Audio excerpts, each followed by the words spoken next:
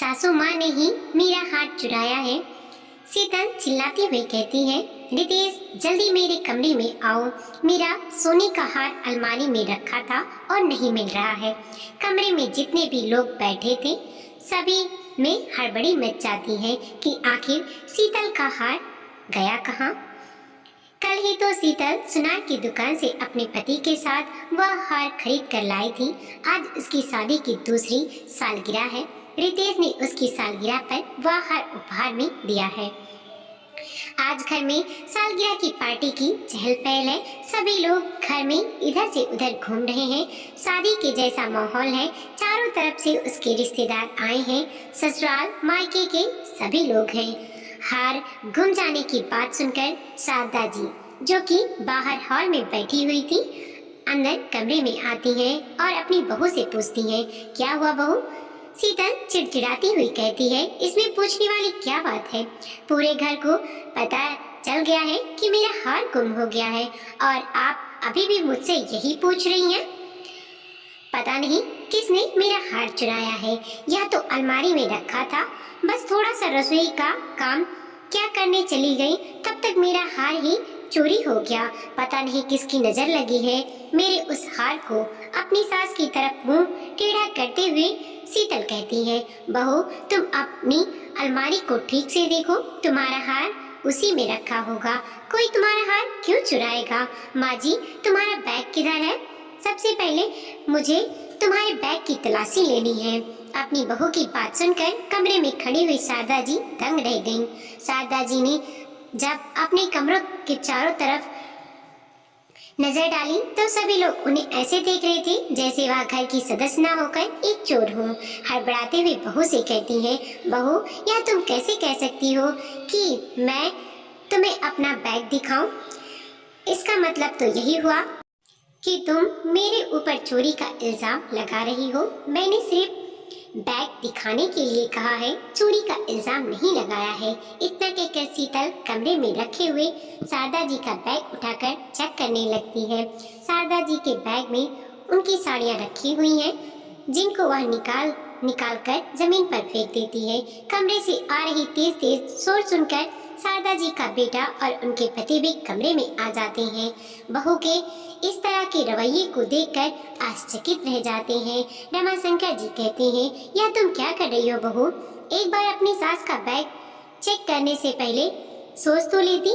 वह तुम्हारी सास अपने ही घर की बहू का हार क्यों चोरी करेंगी? क्या कमी है उसके पास? कुछ तो शर्म करो बहू। और किस वजह से तुम उसके ऊपर इतना बड़ा इल्जाम लगा रही हो? वजह है तभी तो लगा रही हूँ। भड़कती हुई शीतल कहती है, जब मैं कल हार खरीदने गई थी तो माँ जी ने जाने से हार खरीदने से मना किया था, लेकिन मैं अपने लिए हार खरीद कर लाई। यह बात उन्हें पसंद नहीं आई, इसलिए मेरा हार चुरा लिया है। बहू वह तो तुम्हारी सास ने सिर्फ इसलिए कहा था कि अभी तुम्हारे पास शादी में इतना सारा जीवन बनवाया था। बेटे की भी नई नई नौकरी लगी है, तुमने घर खरीद लिया है, इतनी बड़ी पार्टी दे रहे हो, इतने सारे खर्चे के लिए पैसे कहाँ से आएंगे? कहीं तुम दोनों को आगे चलकर पैसों को लेकर किसी दिक्कत का सामना ना करना पड़े। कुछ पैसे अपने बुरे वक्त के लिए भी बचा कर रखना चाहिए। तुम्हारी सास तो बस तुम्हें कुछ पैसे बचाने की सीख दे रही थी, क्योंकि महीने भर पहले रितेश का मेरे पास फोन आया था। इस घर में कुछ पैसे कम पड़ रहे थे, तब मैंने उसकी मदद की थी। जब पैसों की तंगी चल रही है तो खर्च थोड़ा देख समझ कर ही करना चाहिए। बस इसी वजह से शारदा ने तुम्हें अभी हार खरीदने से मना किया होगा और उसकी कोई वजह नहीं रही होगी। लेकिन शीतल को किसी की बात का कोई फर्क नहीं पड़ता है। कमरे में खड़ी हुई शारदा जी आंखों से बराबर आंसू बह रहे थे, किसी से नजर नहीं मिला पा रही थी। कमरे में इतने सारे लोग बैठे हैं और उनकी बहू ने उनके ऊपर इतना बड़ा इल्जाम लगाया। लेकिन यह क्या, अचानक से शारदा जी के बैग से शीतल का हार निकल आता है, जिसे देखकर शारदा जी के साथ साथ कमरे का हर व्यक्ति दंग रह गया। शीतल चिल्लाती हुई कहती है, देखा मैंने कहा था ना कि मेरा हार इसी बुढ़िया ने चुराया है और देखो इसके बैग से निकला है। मैं अपना हाथ अलमारी में रखकर रसोई में चाय क्या बनाने गई। मौका देखकर बुढ़िया ने मेरा हार चुरा लिया और अपने बैग में छुपा कर रख लिया। बोलो रितेश, अब तो कुछ कहोगे ना? तुम अपनी माँ से अभी तक अपनी माँ का साथ देते आए थे, लेकिन आज देखो तुम्हारी माँ ने अपने ही घर में चोरी की है। अब तो कुछ कहो। रितेश माँ से चिल्लाते हुए कहता है, माँ मैंने कभी ऐसी उम्मीद नहीं की थी कि तुम अपनी ही बहू का हार चोरी करोगी। अब बहुत हो गया, इससे ज्यादा मैं बर्दाश्त नहीं कर सकता आप दोनों को इस घर में। अभी तक तो लगता था चलो तुम दोनों में छोटी मोटी बातें होती रहती हैं, कोई बात नहीं, लेकिन आज बात चोरी पर आ गई है। घर में पता नहीं क्या क्या सामान है और आप इस तरह चोरी करेंगे तो आपको मैं अपने घर में नहीं रह सकता हूँ। अभी के अभी अपना सामान बैग में पैक करके निकल जाइए मेरे घर से। एक पल भी आप दोनों को इस घर में बर्दाश्त नहीं कर सकता हूँ। सभी रिश्तेदारों के सामने मेरी नाक कटवा के रख दी है, अपने ही घर में चोरी करते हैं। शीतल जल्दी जल्दी जमीन पर पड़ी हुई साड़ियाँ बैग में भर देती है। अच्छा मौका है बुढ़िया को घर से टरकाने का, इससे पहले कोई कुछ कहे या किसी का मन बदले, उससे पहले इन दोनों को घर से निकाल देती हूँ, वरना मेरे सारे प्लान पर पानी फिर जाएगा। कितनी मेहनत से मैंने प्लान बनाया था इस बुढ़े बुढ़िया को घर से निकालने का। पास में खड़ी हुई शीतल की माँ जल्दी से वह बैग लेकर शारदा जी के हाथ में पकड़ाती हुई कहती हैं, अब खड़ी खड़ी मुंह क्या देख रही हो, जल्दी से निकल जाओ, बहुत हो गया। पूरी पार्टी का मजा किरकिरा करके रख दिया है इस बुढ़िया ने।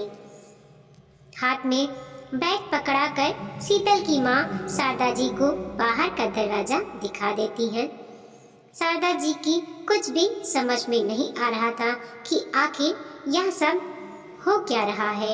एक कठपुतली की तरह उनसे कोई जो कुछ भी कह रहा है वह करती जा रही है। हाथ में बैग लिए, चेहरे पर उदासी, आंखों में आंसू लिए शारदा जी दरवाजे के बाहर खड़ी हैं। बेटा इतना कहकर पैर पटकते हुए दूसरे कमरे में यह कहकर चला गया, अब जब यह बुढ़ा बुढ़िया घर से जाएंगे उसके बाद ही मैं अपनी एनिवर्सरी का केक काटूंगा। पता नहीं फिर कौन सा नया ड्रामा शुरू कर देंगे। राम शंकर जी अपने बेटी बहू के व्यवहार को देखकर दंग रह गए, लेकिन अब उसने बेटे बहू का दिया और अपमान बर्दाश्त नहीं होता है। बहू से तो पहले से ही उम्मीद नहीं थी और बेटा भी आज सबके सामने चार सुनाकर अपने कमरे में चला गया। एक बात तक नहीं सुनी, यह भी नहीं पूछा कि माँ तुम्हारे बैग में यह हार कैसे आया। यह बात तक सुन लेता और पूछता, माँ तुम्हारे बैग में यह हार कैसा आया। यह भी नहीं कहा कि मेरी माँ चोरी नहीं कर सकती। कैसे एक बेटे ने अपनी माँ को चोर बना दिया? क्या वह अपनी माँ को इतना भी नहीं जानता? रमाशंकर जी एक पल भी अपने बेटे बहू के घर में नहीं ठहरते हैं। अपनी पत्नी का हाथ पकड़कर वापस गांव आ गए। पूरे रास्ते शारदा जी रोती रहीं। रमाशंकर जी अपनी पत्नी को सांत्वना देते रहे कि तुम ऐसा नहीं कर सकती हो, मुझे तुम पर पूरा भरोसा है, तुम क्यों रो रही हो, मैं हूं ना तुम्हारे साथ। लेकिन फिर भी शारदा जी कह रही हैं कि बेटे बहू ने सबके सामने मुझे चोर कह दिया और फिर फफक पर रो पड़ी। बेटे बहू के दिए सदमे से शारदा जी ठीक से बोल भी नहीं पा रही थी, हिचकियाँ लेकर रो रही थी और उस मनहूस दिन को कोस रही हैं जिस दिन वह बहू बेटे के घर गई थी। दरअसल 15 दिन पहले रितेश का अपने माता पिता के पास फोन आया था कि माँ 15 दिन बाद मेरी शादी की दूसरी सालगिरह है। शीतल और हम अपनी शादी की सालगिरह को बहुत धूमधाम से मना रहे हैं। सभी रिश्तेदारों को भी बुलाया है, आप लोगों के आने की टिकट भी करा दिया है, आप लोग आ जाना, ठीक है? बेटा, एक बार तुमने अपने पिताजी से भी बात कर लेना, क्योंकि उनका गांव में खेती बाड़ी का बड़ा काम रहता है। अगर वह उस समय भी फ्री हुए तो हम जरूर आएंगे।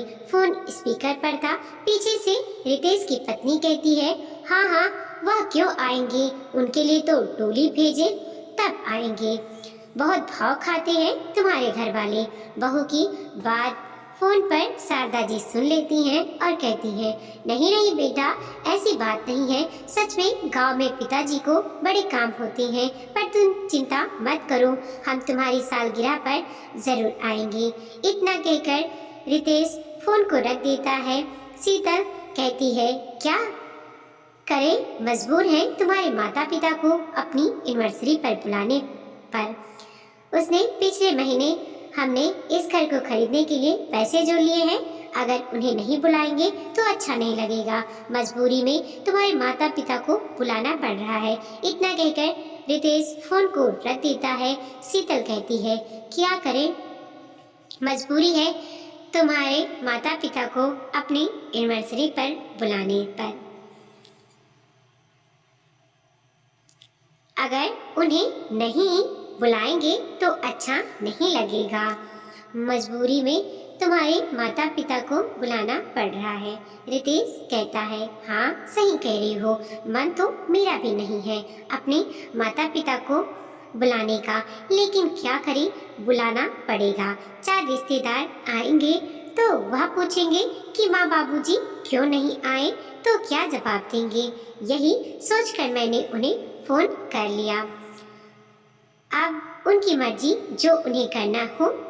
इधर पति के आने के बाद शारदा जी अपने बेटे बहू के फोन की बात बताती हैं और उनके पास चलने की बात भी कहती हैं। राम शंकर जी कहते हैं कि खेतों में फसल तैयार खड़ी है, 10 दिन में मैं सारी फसल को कटवा कर गोदाम में रखवा दूंगा। उसके बाद मुझे भी कोई काम नहीं है, फिर हम दोनों आराम से बेटे बहू के पास चलेंगे।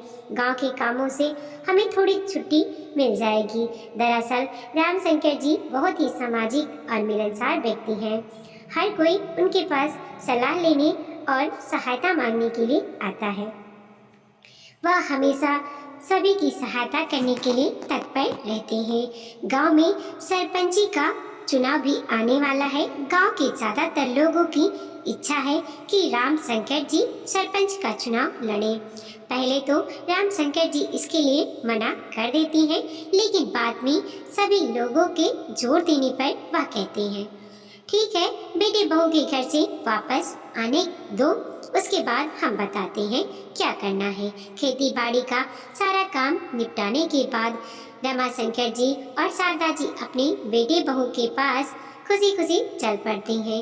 जाने से पहले शारदा जी ने अपनी बहू बेटे के लिए बेसन के लड्डू, मटरी, मूंग दाल के लड्डू और ना जाने क्या क्या बना लेती हैं। जब बहू बेटे के घर पहुंचती हैं तो वह अपने सामान, जो कि वहाँ ही बड़े प्यार से बनाकर ले गई थी, बहू बेटे को देती हैं। तो बहू लड्डुओं को खाकर कहती है, माँ जी, लड्डू तो बहुत मीठे बनाए हैं, हम दोनों तो डाइट पर हैं, मीठा खाना बंद कर दिया है, इसलिए हम लोग यह लड्डू नहीं खाएंगे। रामशंकर जी अपनी बहू की बात को सुनकर कहते हैं, बेटा, तुम्हारी माँ बहुत ही मेहनत और प्यार से तुम्हारे लिए देसी घी के लड्डू बनाकर लाई है और तुम खाने से मना कर रही हो, तो क्या पिताजी, उनके प्यार के चक्कर में मैं अपना वजन बढ़ा लूं? मैंने जब एक बार कहा कि हम दोनों से ने मीठा खाना बंद कर दिया है तो हम नहीं खाएंगे। बहू की बात सुनकर रमा शंकर जी और शारदा जी कुछ नहीं कहते। पास में बैठा हुआ बेटा भी चुपचाप अपनी पत्नी की बातों को सुनता रहता है। वह भी कुछ नहीं कहता है कि माँ इतने प्यार से बना कर लाई हैं तो तुम मत खाना, मैं खा लूँगा। वह भी कुछ नहीं कहता है। दूसरे दिन सुबह सुबह शीतल की काम वाली आती है और शीतल सारे लड्डू और मटरी उठाकर अपनी काम वाली को दे देती है। शारदा जी यह सब देख लेती हैं। उन्हें बड़ा बुरा लगता है कि इतने प्यार से बना कर लाई थी और बहू ने काम वाली को दे दिया। रमाशंकर जी और शारदा जी अपने बेटे बहू के पास उनके एनिवर्सरी के 4 दिन पहले ही पहुंच जाते हैं। रमाशंकर जी गांव में क्या चल रहा है, लोग उन्हें प्रधान बनाने की बात कर रहे हैं। इस बारे में अपने बेटे से बहू से कोई बात नहीं कर पाते हैं, क्योंकि उन्हें लगता है कि जब तक फाइनल ना हो तब तक बताने की जरूरत नहीं है। अभी वैसे भी पक्का नहीं है कि मैं चुनाव लड़ूंगा या नहीं। जब समय नजदीक आएगा तो बता दूंगा अपने बेटे बहू को। एक दिन रमा शंकर जी अपने बेटे की घर की तारीफ करते हुए कहते हैं, बेटा तुमने घर तो बहुत अच्छा बनवा लिया है। 5 से 6 कमरे हैं। अगर कभी हमें जरूरत पड़े तो हम आकर रहें तो कोई दिक्कत नहीं होगी। इतना बड़ा घर बनवा लिया है मेरे बेटे ने। मैं तो सोच रहा हूँ कि गांव की खेती बाड़ी बटैया पर देकर तुम्हारे पास ही आकर रहने लग जाऊं। गांव की अपेक्षा शहरों में लाइट, पानी और इलाज की अच्छी सुविधा होती है। अपने ससुर की यह बात सुनकर शीतल के तन बदन में आग लग गई। उसे लगा कहीं ऐसा ना हो यह बुढ़ा बुढ़िया परमानेंट के लिए हमारे घर में आकर रुक जाए, इधर से जाने का नाम ही ना ले। मेरे लिए इन दोनों को 15 दिन झेलना मुश्किल हो रहा है और कहीं ये लोग परमानेंट आ गए तो मुश्किल हो जाएगी। नहीं नहीं, मैं ऐसा नहीं होने दूंगी।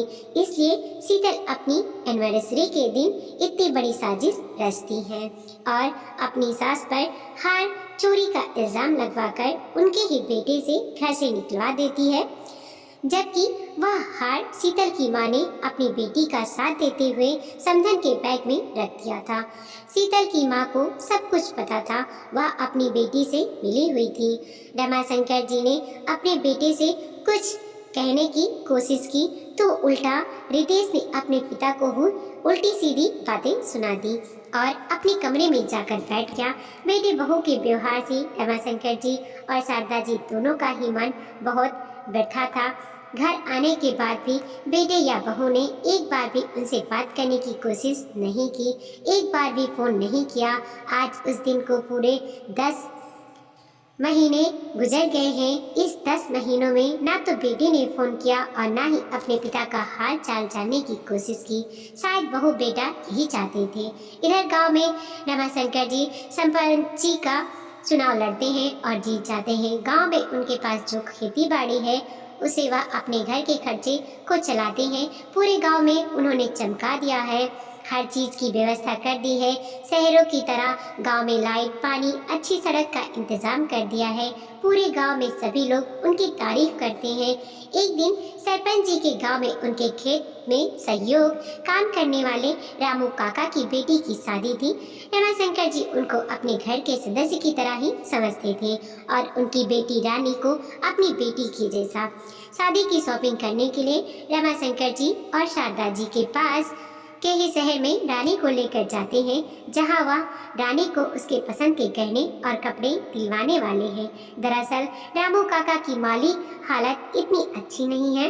रानी के लिए लड़का पसंद करने से लेकर उसकी शादी तक का सारा खर्चा उठाने की जिम्मेदारी रमाशंकर जी और शारदा जी ने ले रखी है। उन्होंने रामू काका से स्पष्ट शब्दों में कह दिया है, मैंने रानी के लिए एयरफोर्स में नौकरी करने वाला एक लड़का पसंद किया है। अब मेरी रानी खेतों में काम नहीं करेगी, रानी बनकर रहेगी। उसको मैं शहर में बढ़िया से कपड़े और गहने खरीदने के लिए ले जाऊंगा और सब कुछ रानी के पसंद का ही खरीदूंगा। एक बात और रामू काका, मेरे कोई बेटी नहीं है, सिर्फ एक बेटा है, इसलिए रानी का कन्यादान भी मैं ही करूंगा। रामू काका खुशी खुशी रामशंकर जी की बात को मान लेते हैं। जैसे ही वह दोनों रानी को लेकर शहर के सबसे बड़े शोरूम या कह लीजिए सुनार की दुकान पर गए। रामशंकर जी को नाम से तो सभी जानते थे। जैसे ही रामशंकर जी को उस शोरूम के मालिक ने देखा, तुरंत ही हाथ जोड़कर कहा, आइए सरपंच जी, आपको क्या दिखाएं, किस तरह का जेवर लेना चाहेंगे? दुकान में काम करने वाले एक व्यक्ति से शोरूम का मालिक कहता है कि जल्दी से सरपंच जी के लिए कुछ ठंडा मंगवाइए। नहीं नहीं, आप ठंडा मत मंगवाइए, हम अभी गन्ने का जूस पीकर आ रहे हैं। आप हमारी दुकान तक आए और हम आपको कुछ खिलाना पिलाना ना हो, ऐसा हो सकता है। वह लड़का उन सबके लिए जूस लेने चला जाता है। सरपंच जी और शारदा जी के रानी के लिए पूरे 10 लाख का जेवर खरीदते हैं, जिसमें उसकी एक गले का हार और उसी के सेठ के कानों के 2 अंगूठियां, हाथों की चूड़ियां हैं। इतना कुछ रानी को दिलवाते हैं। पास में बैठे हुए एक दंपति जो कि अपने सोनों के गहनों को गिरवी रखने के लिए आए हैं, उन सबकी बातों को सुन रहे हैं। हालांकि किसी का चेहरा नहीं दिखाई दे रहा है। उन दोनों दंपति के पास बैठे हुए व्यक्ति बात करते हैं। सच में सरपंच जी बहुत ही दिलवाले हैं। खुद की बेटी ना होते हुए भी रानी को 10 लाख का जेवर दिलवाया है। इतना कौन करता है? ऐसे फलस मानुस विरले ही हो मिलते हैं। उन लोगों की बातें सुनकर वह दोनों दंपति जो कि अपने जेवर को गिरवी रखने आए थे, पीछे पलटकर संपर्क जी को देखने लगते हैं कि आखिर वह व्यक्ति कौन है जो अपने घर के काम करने वाले की बेटी के लिए इतना पैसा खर्चा कर रहा है, इतने सारे जेवर दिलवा रहा है। लेकिन जैसे ही वह दोनों देखते हैं, उन लोगों को तो जैसे दिन में तारे नजर आने लग गए। आंखों के सामने अंधेरा छा गया। यह कैसे संभव हो सकता है? क्योंकि वह दोनों दंपति कोई और नहीं बल्कि रमाकांत जी के बेटे और बहू ही थे। रमाशंकर जी एक बढ़िया सा कोसी का कुर्ता पहना है, आंखों पर नजर का बड़ा चश्मा लगाया है, हाथों में छड़ी लिए हैं। सच में एक रौबदार व्यक्ति लग रहे हैं। पास में बैठी हुई शारदा जी पर जब उनके बेटे बहू की नजर पड़ती है तो उन्हें भी देखकर चौंक जाते हैं। गले में एक मोटी सोने की जंजीर पहने हैं, हाथों में बड़े बड़े सोने के कंगन पहने हुए हैं। एक सुंदर सी साड़ी पहने अपनी सासू माँ को इतने शान शौकत के साथ देखकर शीतल को तो जैसे होश ही उड़ गए। उसे समझ में ही नहीं आ रहा था कि जिन बुढ़े बुढ़िया को उसने अपने 6 कमरों के घर से क्या सोचकर धक्के मार कर निकाल दिया था कि कहीं यह दोनों गांव छोड़कर मेरे पास आकर बोझ न बन बैठ जाएं। लेकिन यह दोनों तो इतने ठाठ से रह रहे हैं। दोनों भागकर रमाशंकर जी के पास जाते हैं और कहते हैं, पिताजी आप इतने सारे जेवर किसके लिए खरीद रहे हो? अपने बेटे बहू को अचानक से अपने सामने देखकर शारदा जी और रमाशंकर जी दंग रह गए और बहू बेटे की हालत देखकर भी दंग रह गए, क्योंकि दोनों के चेहरे की हवाइयाँ उड़ी हुई थी। बेटा बहू दोनों ही ऐसे लग रहे थे कि चिंता के मारे दुबले हो गए हैं। बहू ने सूती सी साड़ी पहनी है और बेटे के सर की दाढ़ी के बाल बड़े हुए हैं। देखकर लग रहा है किसी बड़ी मुसीबत में है। लेकिन रमाशंकर जी अपने बेटे रितेश से कहते हैं, मैं तुम्हें नहीं जानता, तुम कौन हो? इधर क्या कर रहे हो? रितेश कहता है, पिताजी आप ऐसी कैसी बातें कर सकते हैं? मैं आपका बेटा हूँ। रितेश, पिताजी मेरी सहायता करो, मैं बहुत बड़ी मुसीबत में फंस गया हूँ। मेरी नौकरी चली गई है। जिस कंपनी में मैं काम करता था वह बंद हो गई है। साल भर में काम था, बंद हो जाने से काम ढूंढने के लिए इधर उधर भटक रहा हूँ, लेकिन कोई काम नहीं मिल रहा। जितने भी जुड़े हुए पैसे थे सारे खर्च हो गए। घर की EMI देने के लिए अपने जेवरों को गिरवी रखने के लिए आए हैं। पिताजी मेरी मदद करो वरना हम बर्बाद हो जाएंगे। आपके पास तो इतने पैसे हैं कि घर के नौकर के बेटी के लिए भी 10 लाख का गहना खरीद रहे हो, तो क्या अपनी बहू के गहने को गिरवी होने से नहीं बचा सकते हो? आखिरकार आप हमारे माता पिता हो, इतने सारे पैसे हैं, कुछ तो मदद आप हमारी करो। रमाशंकर जी अपने बेटे की बातों को सुनकर उसे गाल पर 2 जोरदार थप्पड़ लगाते हैं और कहते हैं, आज जरूरत पड़ी है तो तुझे अपने पिता याद आ गए, वरना अभी तक तुम्हारे पिता कहाँ थे? जब से तुम्हारे घर से आया हूँ एक बार भी पलटकर फोन नहीं किया कि हम जी रहे हैं या मर गए। और खबरदार, रानी को तुमने नौकर की बेटी कहा, वह मेरी बेटी जैसी है। तुम्हारे जैसे बेटे होने से तो रानी जैसी बेटी होती तो अच्छा होता। मैं तुम्हें अपनी एक फूटी कौड़ी भी नहीं दूंगा। उस दिन कहाँ थे जब तुम्हारी पत्नी ने तुम्हारी माँ पर एक सोने के एक छोटे से हार की चोरी का इल्जाम लगाया था और जिस हार का तुमने इल्जाम लगाया था वह हार तो सुनार के ट्रे में रखा हुआ है जिसे तुम गिरवी रखने आए हो। यह हार तुम्हें कहाँ मिला? मतलब तुमने अपनी माँ के ऊपर झूठा इल्जाम लगाया था। एक बार फिर से हार को देखकर रमाशंकर जी का खून खौल जाता है और वह अपने बेटे के गाल पर एक और जोरदार थप्पड़ लगाते हैं। निकल जाओ इधर से, मैं तुम्हारी कोई मदद नहीं करूँगा। जितनी मदद करनी है कर दी, लेकिन तुम लोग जब देखो हमारा अपमान करते रहती हो। लेकिन अब वैसा नहीं होगा, मैं तुम्हें एक पैसा भी नहीं दूंगा। तुम्हारी मुसीबतें तुम्हारी हैं, क्योंकि तुमने अपनी माँ का जो अपमान किया है वह मैं कभी भूल नहीं सकता।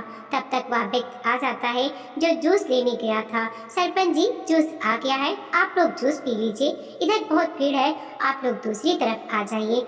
हाँ, सही कह रहे हो, इधर सच में बहुत भीड़ है। इतना कहकर सरपंच जी जूस का गिलास हाथ में लेकर शारदा जी और रानी का हाथ पकड़कर दूसरी तरफ चल देते हैं। उसके बाद सारा बिल करने के बाद रानी के लिए इतना सारे जेवर लेकर अपनी पत्नी शारदा के साथ वापस से एक बड़ी सी कार में बैठकर गांव के लिए निकल गए। पीछे से बेटे बहू अपनी सास ससुर की ऐसे ठाट देखकर जलते कोटते रह गए। शीतल भी सोचती रह गई कि जिस बुढ़िया के ऊपर मैंने चोरी का इल्जाम लगाकर घर से बाहर निकाला था, आज वही बुढ़िया 3 ताले की सोने की जंजीर पहनकर ठाट के साथ घूम रही है। वीडियो को लाइक कीजिए, कमेंट कीजिए और अपने दोस्तों के साथ जरूर शेयर कीजिए। चैनल पर नए हैं प्लीज सब्सक्राइब कीजिए।